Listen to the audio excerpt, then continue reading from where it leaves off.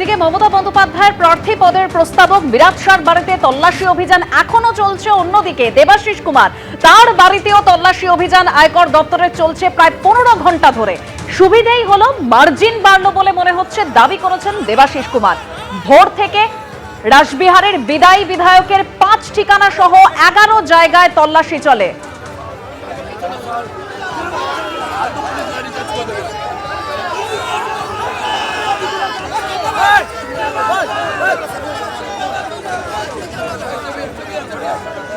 প্রায় 15 ঘন্টা ধরে দেবাশিস কুমারের বাড়িতে আয়কর অভিযান চলে।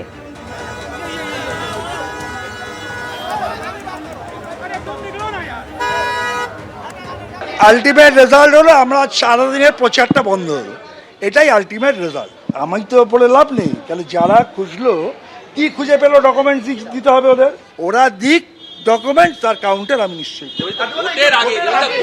একটাই উদ্দেশ্য, শোনো, আমার একটাতে একটা সুবিধা, আমি আমার মার্জিনটা বাড়লো বলে আমার মনে হচ্ছে।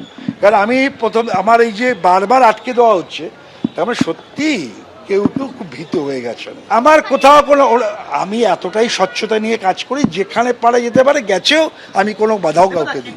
আমি সংগঠনের লোক, কি করে এগুলো কি করতে হবে আমি জানি। যা উত্তর বাংলার মানুষ মমতা বন্দ্যোপাধ্যায়ের পক্ষে 4 তারিখ দেবেন, রাসবিহারীর মানুষ আমাদের কি রায় দেবেন 4 তারিখ দেখবেন।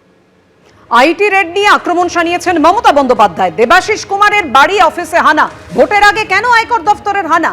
চুরি করলে তদন্ত হবে, পাল্টা লকেট চট্টোপাধ্যায়। আমাদের তৃণমূল কংগ্রেস পার্টি অফিসে রাসবিহারীর এমএলএ দেবাশিস কুমার, যার মেয়ে একজন শিল্পী এবং যার পরিবারের সাথে বিয়ে হয়েছে উত্তম কুমারের ছেলে গৌরবের সাথে, দেবলীনা, তার বাড়িতে সকাল থেকে রেড চলছে এবং তার অফিসেও রেড করেছে। আমি যদি তার ব্যক্তিগত কিছু থাকে তুমি করো ইলেকশনের পরে, এখন কেন?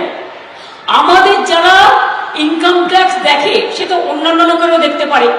একটা চার্টার্ড অ্যাকাউন্টেন্ট তো শুধু একজনের কাজ করে না, অন্যান্য লোকেদেরও কাজ করতে পারে। তুমি একবার কেন 10 বার করো। কিন্তু ইলেকশনের টাইম আমাদের যারা ইনকাম ট্যাক্স দেখে তার বাড়িও তুমি রেড করতে গেছো।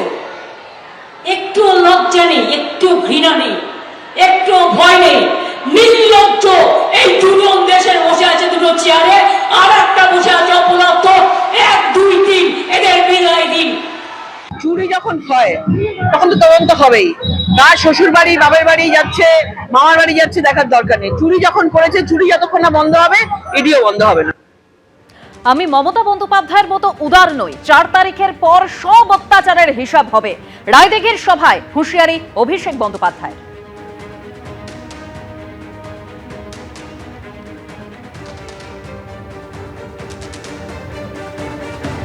চুরি করে আগে কি হতো? আগে একটা লোক চুরি করলে জেলে যেত, এখন চুরি করে লোকে বিজেপিতে যায়। আগে 2 নম্বরই করে জেলে যেত, এখন 2 নম্বরই করে বিজেপিতে যায়। সব কোন মাপ, ওয়াশিং মেশিন। কিন্তু আমি কথা দিচ্ছি, এদের সব হিসেব হবে। মমতা বন্দ্যোপাধ্যায় উদার, আমি অত উদার নই। যারা আমাদের উপর অত্যাচার করেছে না,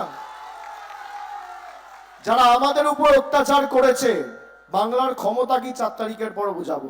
বিজেপি নেতাদের আমি অনুরোধ করব, যদি আপনারা কোথাও ভাবেন লম্ফজম্প করে এলাকার শান্তি শৃঙ্খলা নষ্ট করবেন, 4 তারিখ কিন্তু রবীন্দ্রসঙ্গীতের সাথে ডিজে বাজবে। এবিপি আনন্দ, এগিয়ে থাকে, এগিয়ে রাখে।